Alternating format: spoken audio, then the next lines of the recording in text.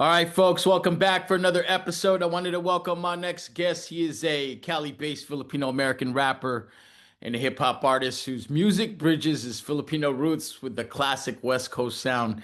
Known for his thoughtful lyricism and ranges from social commentary to personal stories, he's been crafting his skill set since his early days in the scene, dropping music that showcases both boom-bap influence and modern flair. Hey, this wordsmith brings a unique voice and perspective to hip-hop, and I look forward to chatting with him. Wanted to welcome Doza to the show. What's good? How are you? Hey, what's good, my man? I'm good. How are you doing over there?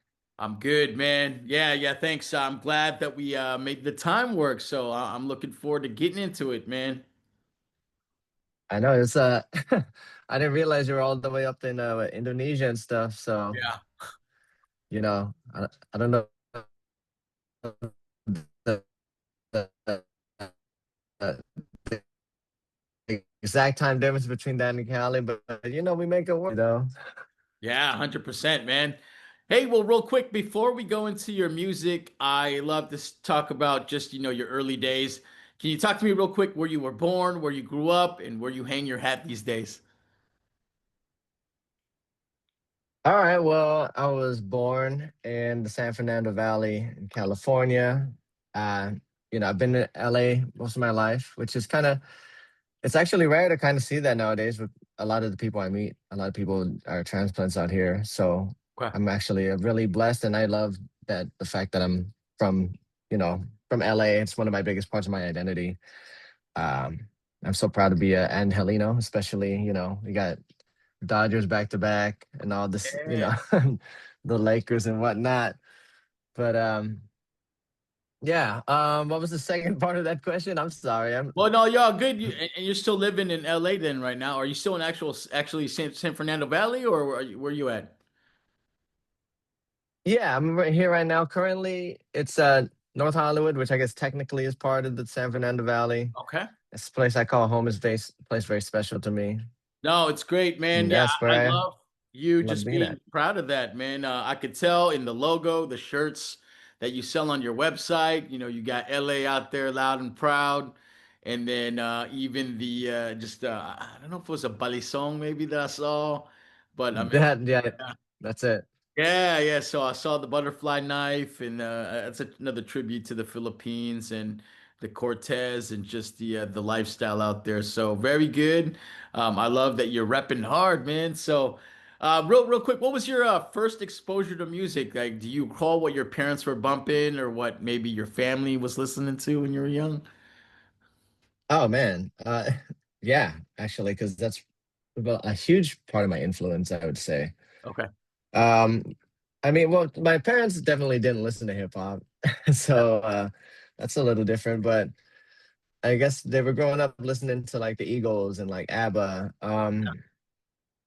Filipino music too. Mostly, just I guess just popular kind of songs at the time. I think Yeah. they leaned more into stuff with the guitars and whatnot. Yeah.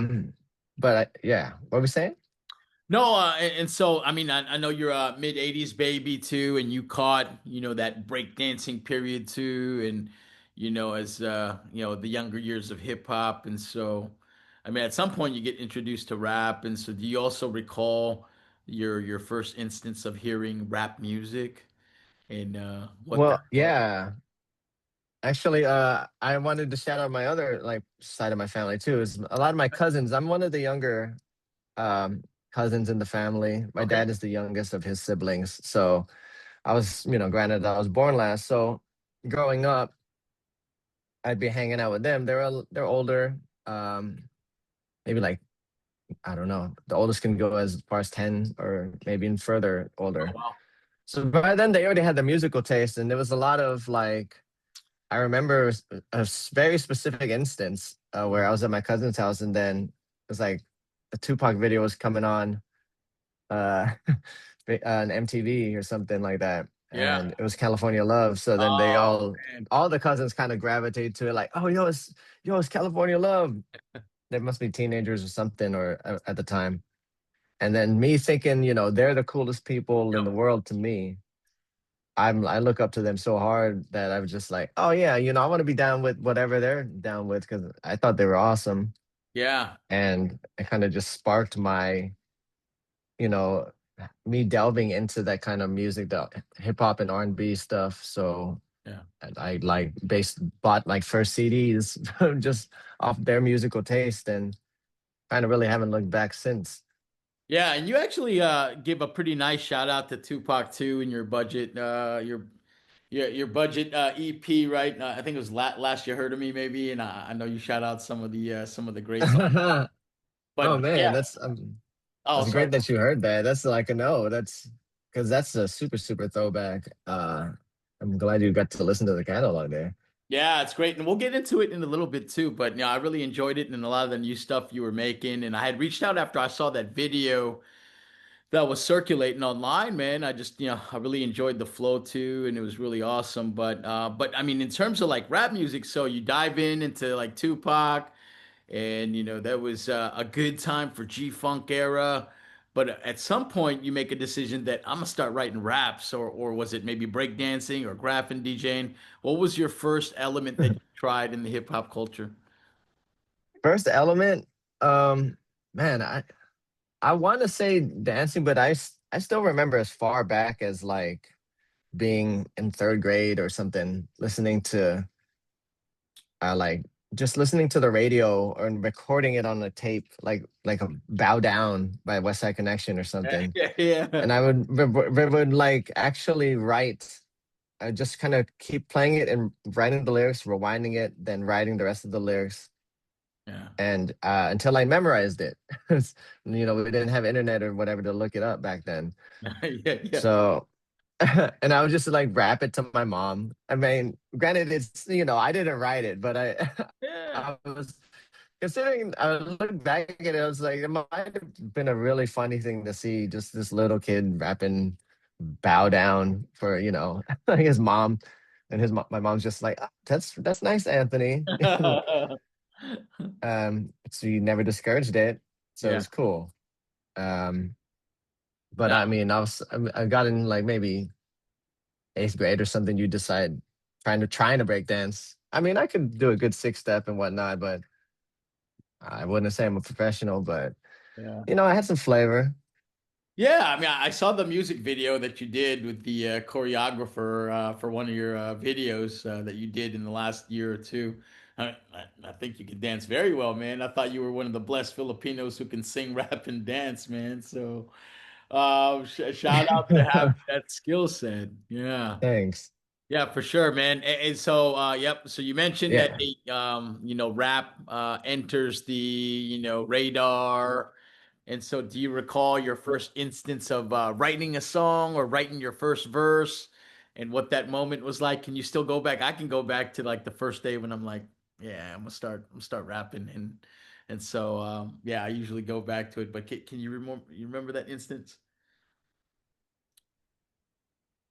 Man, there's probably like songs that I haven't ever released, but I remember recording them and writing them. Oh, wow. There was some, I don't, what was I think there was a point where, everyone just thought of me as a good rapper just because we just freestyled in the back or whatever, but I never really wrote anything Yeah.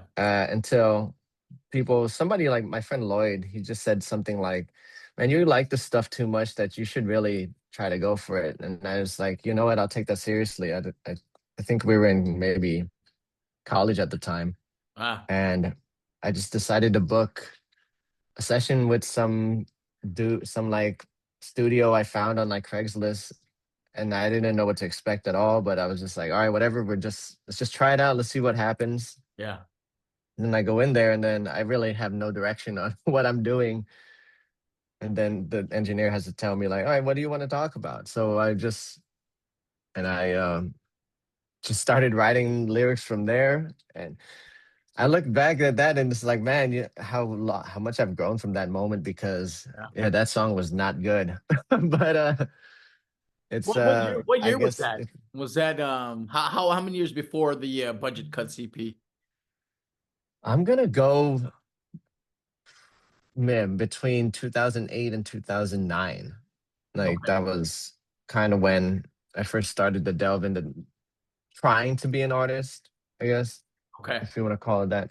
And Yeah. then, yeah, then I just kind of kept meeting more people, and wow, and just remembered like people I've met that how many people I've recorded with that I have never like released a song with, but I was in the studio with them making songs, Yeah. and I wouldn't release those for sure anymore because I've grown as such an artist. But Yeah, I mean, just the yeah, development between your budget cuts EP to the new songs that I just heard in 25 and 24, man, your style has like really matured big time.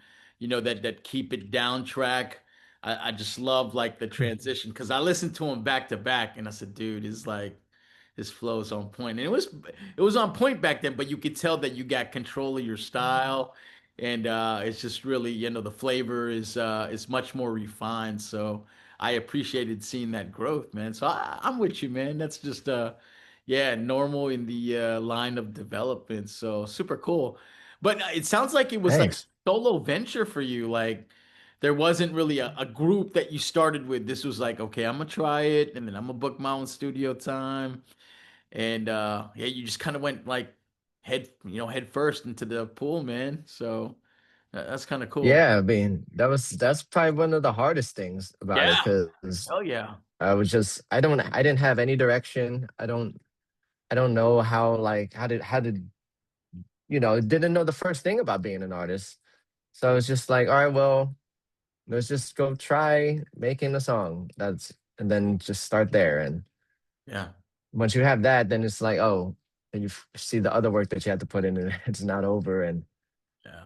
I don't know, it's a lot, but I'm glad the first step was definitely the hardest. So Yeah. I so whenever I hear people talking about like taking the first step, I know how hard that is already. So I'm always trying to be encouraging to like any other person that wants to take that step to be an artist, Fantastic. because it's a scary thing. Yeah. Yeah, most definitely too. And I mean, it's like where are you gonna get production from and just the source equipment and all that stuff that goes along with it. So yeah, that's awesome. I really applaud you for that. And so were you, when you took that time to go into the studio, were you still going by Anthony Mendoza, or when did you decide that you were gonna go with Doza as your MC name? Did you go through many different names, or was it just that from the beginning? It kind of was that from the beginning Nice. because Yeah, yeah. I remember people were already calling me that by the Right. time I started becoming an artist. Because I guess in high school, I don't, my name is Anthony Mendoza for the people that don't know. And eventually in high school, people just started calling me Mendoza. And Mm, then as time went on, it got shortened to just Doza. So when I started to make songs and then, think of like how what the identity I'm gonna put it out as. I yeah. was like thinking, and then I was just like, wait, the answer is already here. It's just use Doza, Yeah. and that became that became it. The rest is history.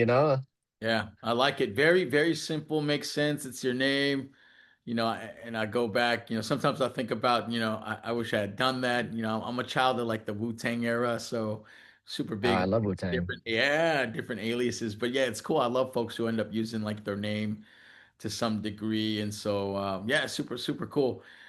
So with that, okay, hey man, you start recording, gets a little more serious. And so then you get to a point where you're trying to develop your style.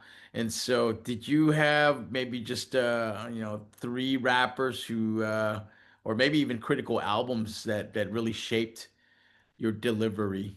Who do you recall aside from Um, Tupac? Yeah. aside from Pac, I mean, the one that comes to mind like kind of immediately is Eminem. Okay.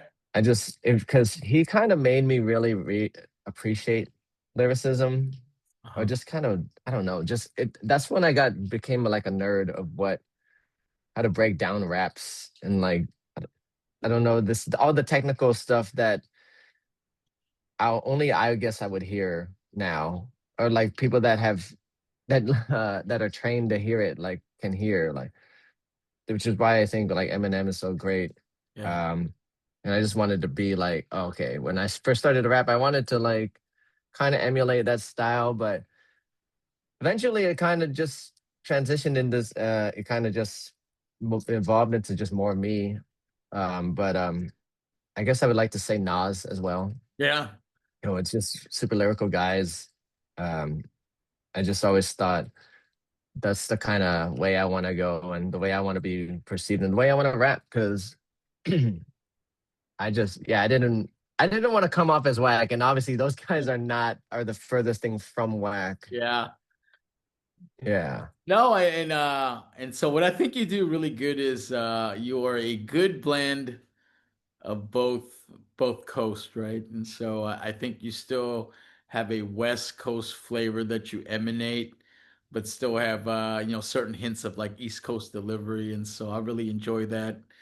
And yeah, and I guess Yeah. that goes for like the internet and everything being accessible now and just hip hop being global. But no, I like that, man. It's a very unique sound. Yeah, appreciate that. Cause I grew up on like Dr. Dre and Snoop records, so those are still like very huge to me. And Uh, I just like I mentioned earlier, like being from LA is such a huge part of my identity. So as much as like I love those rappers from the East Coast, there's always something whenever I spit, I just see it just comes out like LA-ish. I don't know for the lack of yeah. better terms to say, Yeah, I mean that's the but I like it. native tongue, man, Cali speech. So you can hear it clearly. And what about just your deep Filipino roots? And so I mentioned that you have that I can see it in the merchandise that you sell and the way that you carry yourself and promote yourself online. But how has your heritage shaped your identity as an MC? I mean, man, it's just it's well obviously because it first starts with the cousin thing, like I mentioned, Yeah. but it's so crazy because it's I'm just hip hop was like not in my but my mom and dad's like arsenal, but just the musicality and stuff and the how they would like to perform. I think that's where a lot of I take a lot of that from the Filipino culture. I think we all are just natural born performers and Yeah. something like that. Uh, Uh, and I don't know how else to say it. Like, yeah. I mean, I wish I could like rap in Tagalog, even though I'm Ilocano. Yeah. But it's something it's and I found like a community through hip hop of like Filipino hip hop artists too. Okay. Because I mean, we all know the Rubio bars and stuff, but on the local level, I guess I didn't realize how important it was to build that kind of community with your people, because yeah, even if you're good and stuff, they're gonna be the ones supporting you the most. And like I'm glad I figured that out. And when I delved back into music after budget cuts, after a long hiatus, I reached out to the Filipino community and they welcomed me with open arms and then Oh, kind of brought me into the world where like the Filipino world of MCs and stuff. And I couldn't be more grateful. yeah. I saw that you have some work with Dirty Digs too. Did I read that accurately? That's right.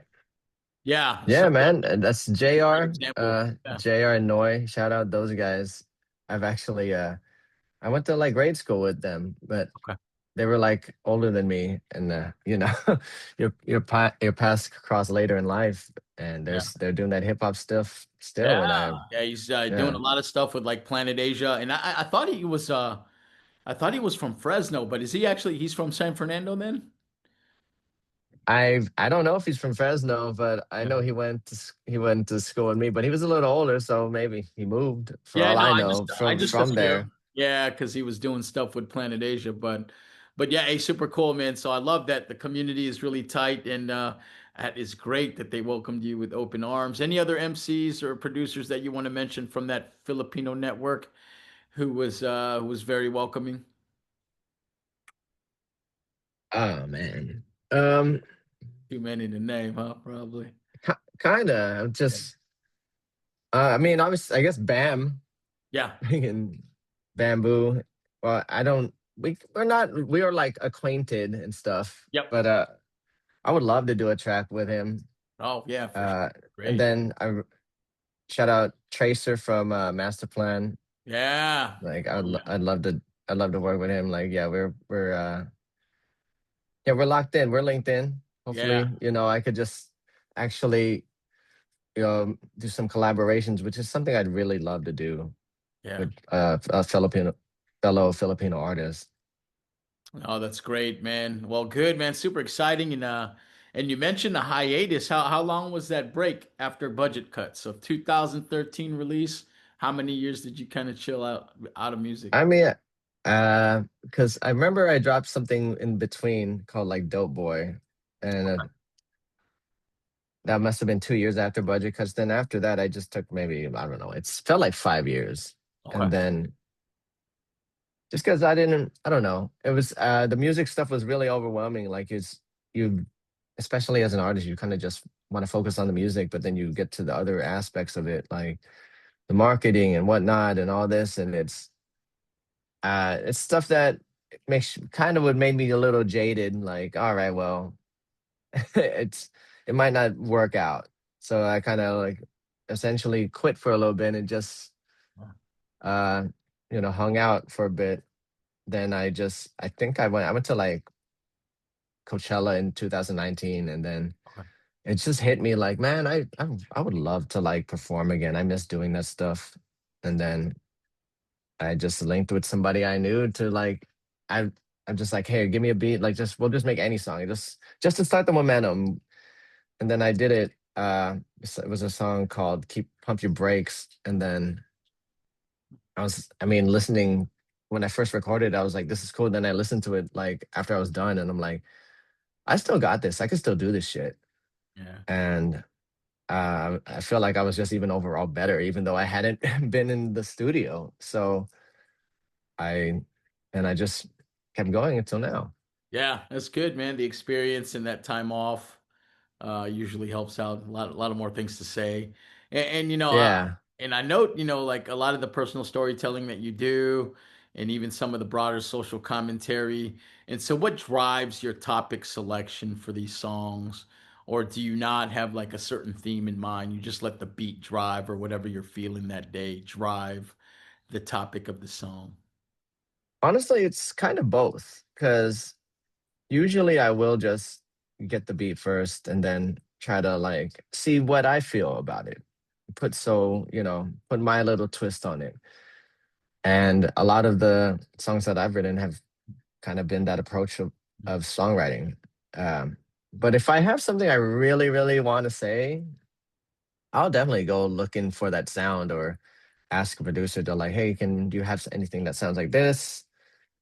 And I'll have pre-written thoughts because I don't want to write the I don't I, it's hard to write the bars without the actual beat Sure. to hearing it yet. Just so I could fit it in the pocket. But like I have an outline of it if I want to talk about certain things. So I guess to answer your question, yeah, both. Yeah. No, yeah, I guess yeah, it just depends on the day, and so yeah, totally understand. And so now, real quick, let's talk about the making of the debut EP budget cuts. And so, what was the thought process behind that? What were you feeling before you decided to make the album, and what pushed you to record the budget cuts EP? Well, I think I got to a good point where I was like a pretty decent songwriter already, and I was just you know I got to work with one of Bamboo's old like engineers. So I got introduced to him by a mutual friend, and we just got in the studio. And then, I mean, I don't know if the idea was there to put out a entire like a project, like a 5-track project. I Okay. just wanted to record, you know, the songs that I had written to certain beats. Eventually, just momentum built, Yeah. and there became kind of a like underlying theme to it. And I was like, you know what? Why not just put it all together? And then let's just put it out there like an actual project. Like, Yeah. uh, and actually, that's kind of the way it was back then. I don't recall like it wasn't really a singles market from the time I put that out.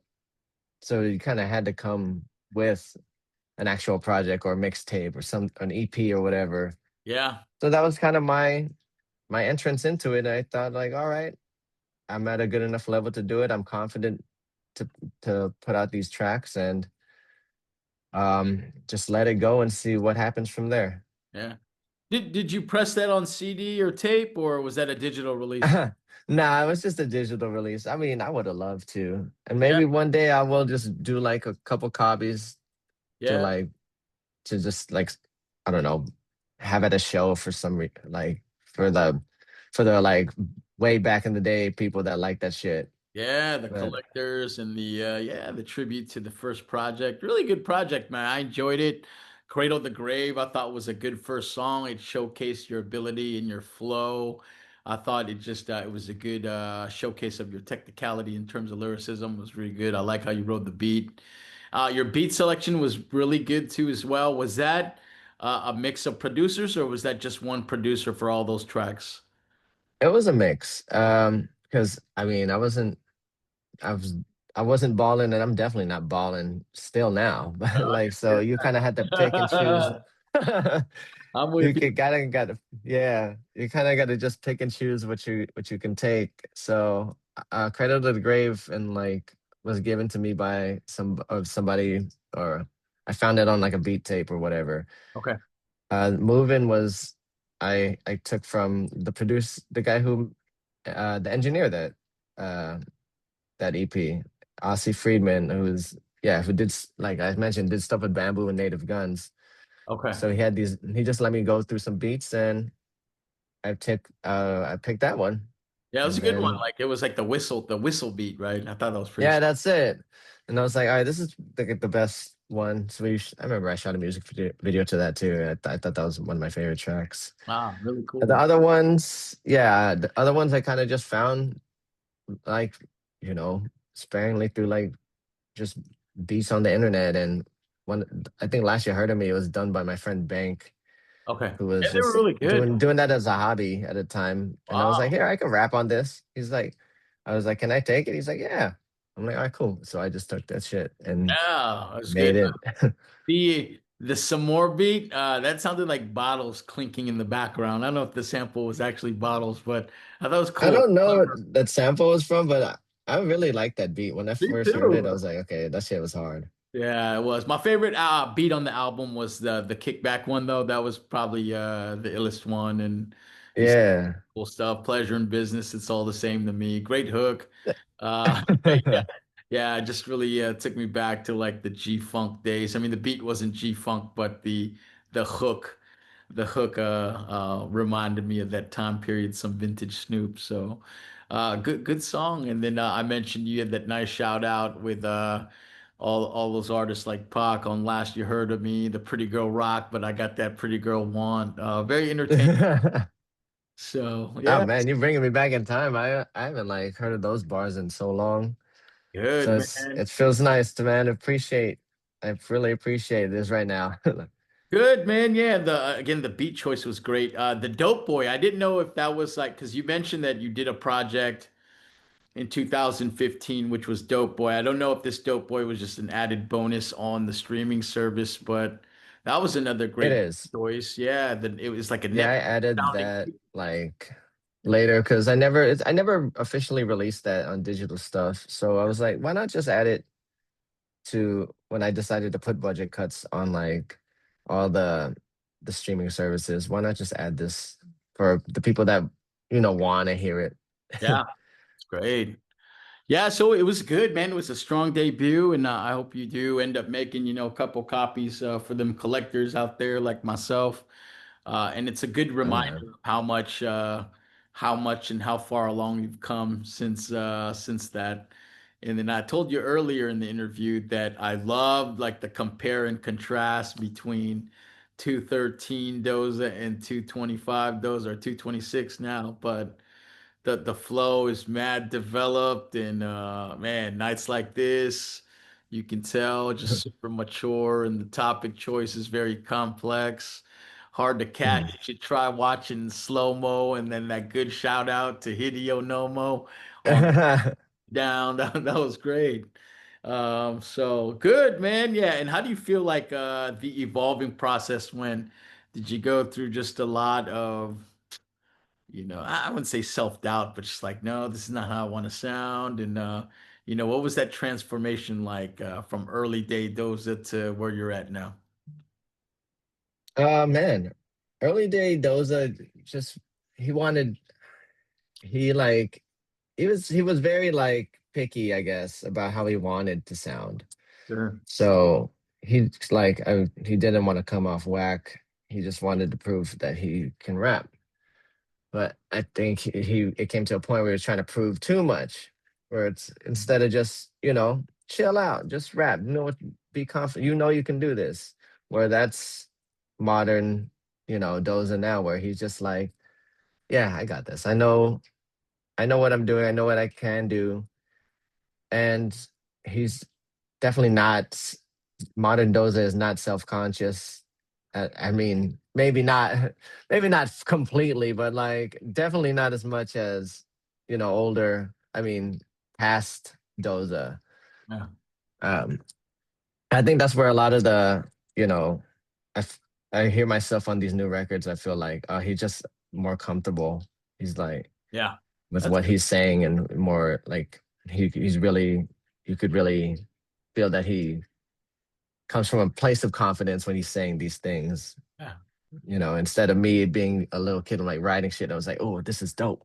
Which it is dope, but it's like Yeah. I keep thinking like, is it dope? Is it dope? Rather than just being dope. Yeah. And I think that's the difference between past Doza and now the big one, if anything. Yeah, no, that's great. And you got a good digital presence too, right? And so just with, marketing that people have to consider now in terms of like getting their music out, how important is it to you to have a good social media game? I think it's very important, and like it's something that as an artist today you kind of have to have. Uh, and I mean, I know I was trying to shy away from that at first. Because I mean, I'm sure everybody does. Every artist just wants to do the music and let it speak for itself. Yeah.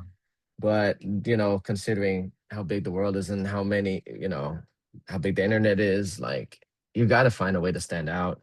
Mm. So you got to just be a content creator, and it's sad to say that, but it doesn't have to. You don't have to do the cringy ass content or whatever. I mean, the keep it down thing, which I'm sure like is probably how you found me, it's just like an Instagram video of me rapping around my neighborhood. And I just asked my homeboy one day, like, hey man, can you film me real quick? And he's like, all right, yeah. And then we're just like, where should we go film? Like, Yeah, yeah, all right, yeah. I'll just walk around the block. And then I'm like, all right, I'll just sit on the steps of my house. And then I was like, all right, let's go like shoot it at this restaurant we always eat at down the street. And Yeah. then we got in the car. He was like, hey, rap while you're driving the car. I'm like, all right, fine. So That's fun, man. Spontaneous shit though, right? yeah. And Yeah. it's like that was one of the easiest contents things I've ever made, and it's probably one of the most popular things I've made, which is, crazy because considering how much work I put into like other music videos and Yeah, like sometimes those don't pop yeah, off, but yeah. the dance choreography one, right? That was common too, right? So, but Yeah, yeah, that's awesome. I'm proud of that. Yeah, I'm proud of that one. I remember like that got pitched to me. They're like, "You want to do a dance thing?" in it. I was like, "Yeah." I mean, yeah. I know I can dance, so I I'm was like, like, it might be fun to do it, like in that kind of capacity. I loved it, man. And It was fun. thank you. Yeah. Yeah, and I mean, even just yeah, like you said, even the one that was just kind of put together and just done for fun. And I imagine, did you shoot that with an iPhone too, or Was that with? Yeah, Yeah, that's great, man. that one was just I told my my friend like just it doesn't have to be fancy. Just I'll just shoot it on my iPhone 12. It's not even like a new one. Like we did that shit. Yeah, hell yeah. No, that's great. And it was fun, man. And I could tell you have fun recording music and I enjoy seeing an MC's personality through the music and no, it was fun. That's why I really enjoy your music. So awesome. Thanks so much.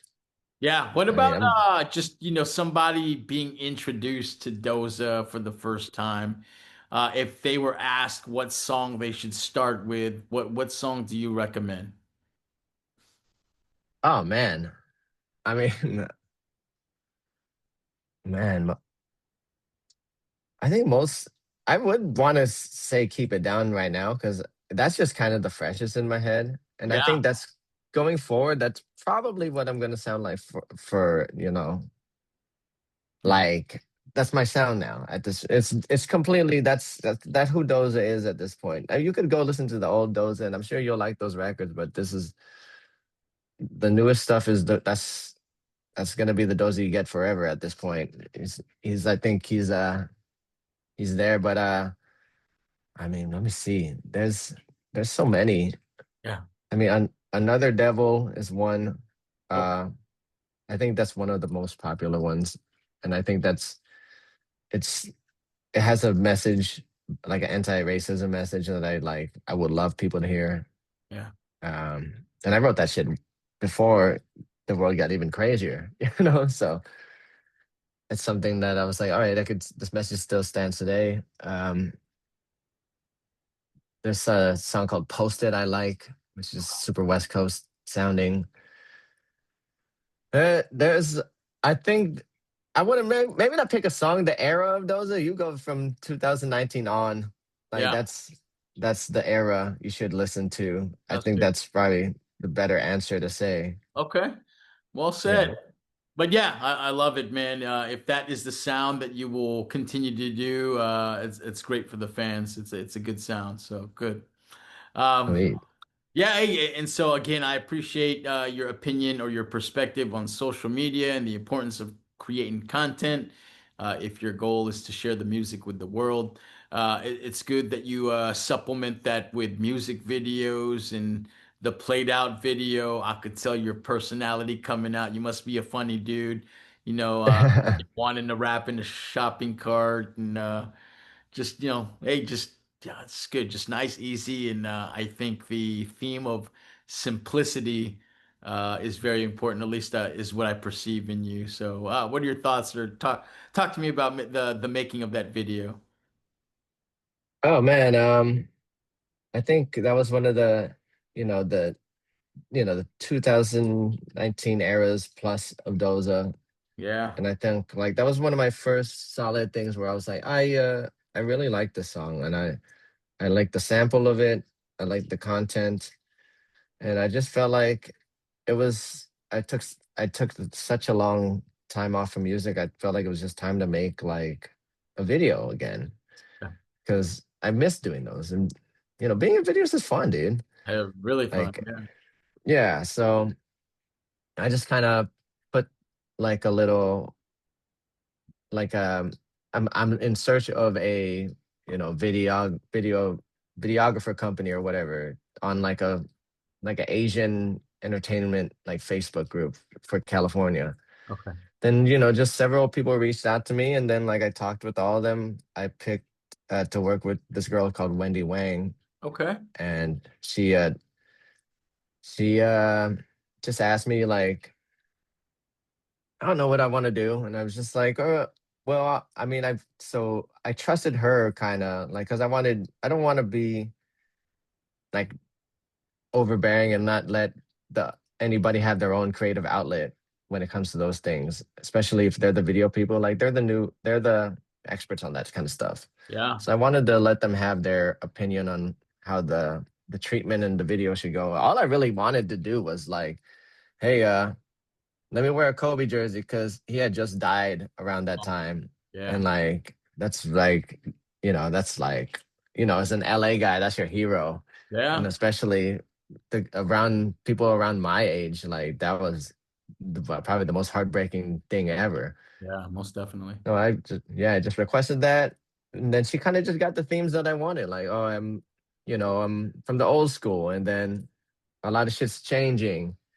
and especially with the dance thing, I liked she did the silhouettes of the different dance styles. I thought that was such a genius thing she did.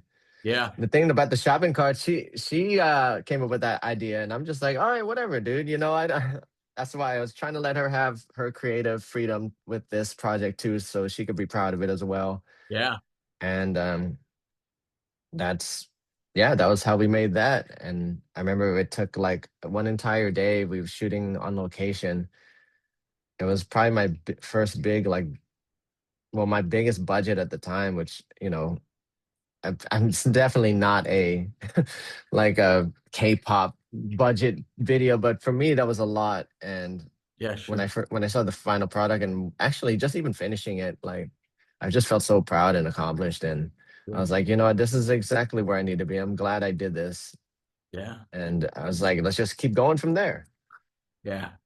No, it's good. Yeah, I appreciate the videos that you have out there. They're really good. Quality looks really good. Editing is great. Another one we talked about earlier was "Out of Here," the track that was produced by Marv's. But this is where Shout I out believe you Marv's. showcase your dancing skills, which I enjoyed too. It just shows your flexibility and diversity as an artist. What about that video? Where was that in the timeline? Was that before the last one with Wendy Wang, or was this after Played That Out? one was after Played Out. Okay, And then I wanted to do another video because I really liked how Played Out turned out. And I asked Wendy, the same person, like, hey, so I don't know, I wanted to do another video. And she kind of suggested Out of Here cool. because it's one of the songs that she kind of liked in my catalog. And I was like, okay, cool. And it was the first song I ever did with Marv's. And I thought it came out great. So, yeah, but granted, it was like, oh, okay, it's kind of like a pop song, but I actually really like that song. 'Cause I wrote that hook in the studio when I first met Mars. I was just like, hey, let me hear some beats, and well, that's a different story. But anyway, so she suggested that, and she suggested like I do the dance thing. I'm like, okay. But then during this time was when COVID was happening. So we couldn't like do like dance rehearsals. So the guy who made the choreography, he just did made sent me like this hour-long like YouTube video on the steps to do it.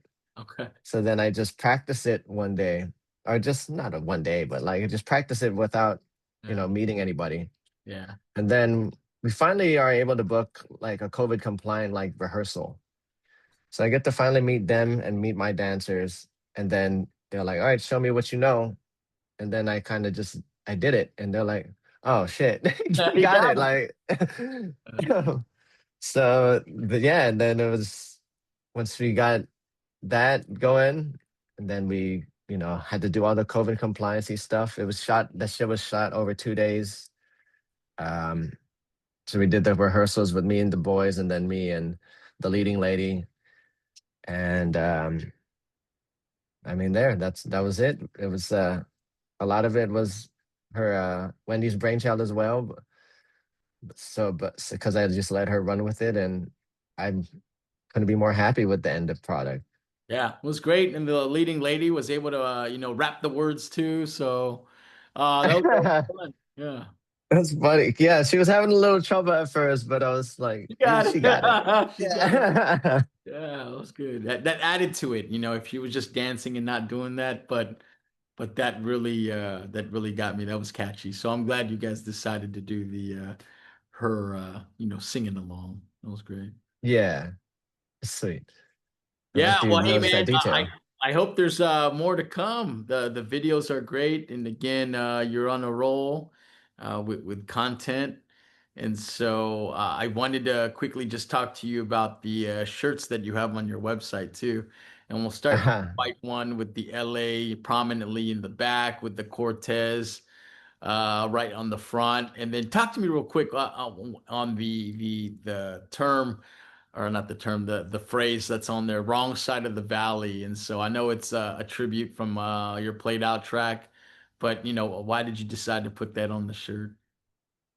Um, okay, well, the guy who designed the shirt is somebody I've known for a very long time. Yeah. Uh, his name is Mark Wood, and brilliant, brilliant artist. So we were coming up. I wanted to like put out some merch, and the some of the designs were his. I think I took Wrong Side of the Valley. Actually, Played Out was the song that was out at that time. So we're just trying to get pieces of Played Out to be on the shirts. And Ah, then okay. he's kind of like, I just kind of let him run with, you know me the best, like at this point. Yeah. It's kind of goes back to this same thing I was saying with Wendy. Like I want her to have her creative freedoms with this too. Cause um, you know me the best. What do you want? You know, like my identity more than I could probably describe myself. Like if whenever I go into interviews and they say, "Oh, please tell me about yourself," I don't know what the fuck to say. So he was he was my voice for that, and he's like, we grew up in an era where it's like, um, wrong side of the valley, as in like there was a lot of gang stuff, gang activity going on. Yeah. A lot of, and then the Cortez are like a very like a symbol of that time Sure. as well as the butterfly knives. Yeah. So he knew that was from my past, and we incorporated that into the the wrong side of the valley shirt, Yeah. and, yeah, I think it captured like everything I wanted it to. Yeah, both designs were really nice. I love the white and the black shirt, and yeah, I get it now. It does piece out certain phrases from song from yeah lyrics that were taken from the song. So really great, man. I really love the shirts on the website. I love the website, really good in order, and then love all the showcasing of the different websites you've been on in terms of like interviews and reviews. Yeah, it's just a good summary of what you're up to. But yeah, fantastic, man. Again, I appreciate just the time to go into your catalog and just talking to me about your journey from start to beginning. Really excited. I love the sound. And you're right, I was introduced to the viral video that went out, and then I went out all the way back to budget cuts. And so I just love also the growth, the journey in your delivery. But exciting, to talk to you about it in totality, and I hope there's more to come. Looking forward to it. But before I turn the floor over to you for some final words, I love to close my interviews out with some fun questions. So, Oh, okay. yeah, if you're good, let's do that. Yeah, yeah. All right, man. Proud LA native, man. Tell me your favorite Dodger of all time. Man, it used to be Mike Piazza, but I think it's Shohei at this point. Man, how could I you gotta, not, right? how could I not, How right? could you not? How could you not, man? Yeah, Yeah. I'm from the Bay, so man, Oh shit. I'm even like fuck yeah, Shohei, and that's criminal for me to celebrate an LA Dodger, but I See, got I love. didn't know where you were from, man. So I was like, oh, okay. So, Yeah. because I mean, I know you're in Indonesia right now, so I'm like, oh, that's cool to see that you're from the Bay. I'm like, oh, a lot of this makes sense now. You Oh yeah, yeah, you yep. got some Bay flavor in you. Yeah, I'm a Cali head, man, through and through. So awesome. Yeah, how can you not show Shohei love, man? Oh yeah. Good answer. All right, man. You're a 1987 baby, man. Favorite band or musician from the 80s?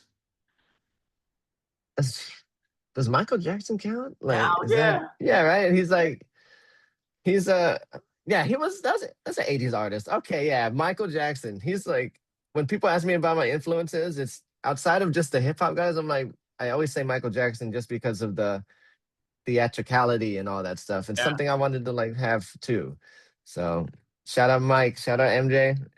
Yeah, all day. I'm sure every Filipino like, knows how to has watched him and learned how to moonwalk or try to learn how to moonwalk at some point. Absolutely tried. So good, man. Good answer. All right. Hey, Doza's favorite Filipino food of all time. Can't say lumpia, right? Because that's for the non-Filipinos. I what comes to mind is kare kare. Oh, okay. I My favorite. Yeah. yeah, all right. The peanut sauce. I don't know. I don't really know how to describe it. I just everything about it, deliciousness. Um, please, if any other non-Filipinos that only know adobo and stuff, please try that stuff. It's amazing. Yeah, straight up. Good one. Okay. Hey, your favorite book of all time, or maybe one of your favorites in general. Oh man, fuck. Listen, it's so funny because I've read a lot of books, but I can't really. Now I have to really think of that one. You know, let me go with like Ready Player One. I read that before the movie, so Oh, okay. All right. yeah. I thought it was great, and my love of gaming and like all that nerdy shit, which is another side of me. Like it was a perfect book All for me right. at the time. Yeah. Good. All right. Hey, chicken wings or chicken tenders? Oh, wings. All day. Yeah, wings for sure. Yeah. Yeah. Yeah. What do Who you? picks it? Has anyone picked It's tenders? wings, right? Shit. Wings. Absolutely. Favorite chicken wing flavor. Shit. I'm gonna get the hot one at fucking. Oh, you know what? I really just like fried chicken. Yeah. Like, Yeah. Yeah. Yeah. Hell yeah. just Yeah. I'm a just lemon pepper guy when it comes to wings, but yeah, fried chicken, man, can't go. just fried Can't chicken go. in general, but lemon pepper. Yeah, or garlic parmesan is something I like, but I actually like just the hot regular. If you go to like Wingstop or like Hooters or something, just get the hot ones. I just like those ones with the Good. buffalo sauce on them. Good shit. Classic. Okay. Hey, red or white sauce on your pasta? Oh shit. Damn, they're both good. But pasta, let me go. Yeah, we go white. White. Okay. All I'm a fettuccine guy, Alfredo guy. All right. And my final fun question for you. If you could have dinner with anyone dead or alive, past or present, who would it be? Oh shit. Damn. Um, I mean, damn. There's the obvious answer is like Hawk, but there's like so many. Like I would love to meet like Aaliyah just because I had a crush on her. But I think the answer would have to be Pac. Good answer, man. The biggest. Oh no, actually, Kobe Bryant. Oh, okay. All right, man. Yeah, hey, both great That's answers. all. Yeah. Yeah. Yes. Thank you. Yeah. Well, I know you rep the 24 and 8 hard. I see you post that a lot in some of your posts. So Oh yeah, you got man. the jersey on the video. So yeah. Kobe fan, straight Um, awesome. for Uh, sure. Well, good, man. Hey, well, that was fun. I had a fantastic time. I now want to turn the floor over to you for just some final words before we close this thing out. But again, I'm appreciative of your time. I know it's late out there, so it was good chopping it up with you. No, thank you to you for and this whole podcast you're putting on. I really appreciate what you're doing. For and your knowledge of hip hop and your your your journalism. I was really impressed, man, and thank you so much for just inviting me on Yeah. this show. Like anytime someone asks me to like participate in some stuff like this, I'm so flattered because it just means that whatever I put out has like affected you or you like it or whatever, and there's nothing more flattering than that. Yeah. Um, I just want to say so thank you to that. I hope y'all still tap in. I got some stuff that I'm really trying to work on like right now. I want to have more little videos like that you'll see on Instagram. So please follow me at Doza Prince if you haven't. Instagram, TikTok, whatever. TikTok, you'll see like a completely different side of me too. I'm just a little more goofy there. Well, good, man. I will stay in touch and certainly have a fan in me. And I look forward to getting this interview out. I appreciate you. All right, man. Appreciate you too, bro.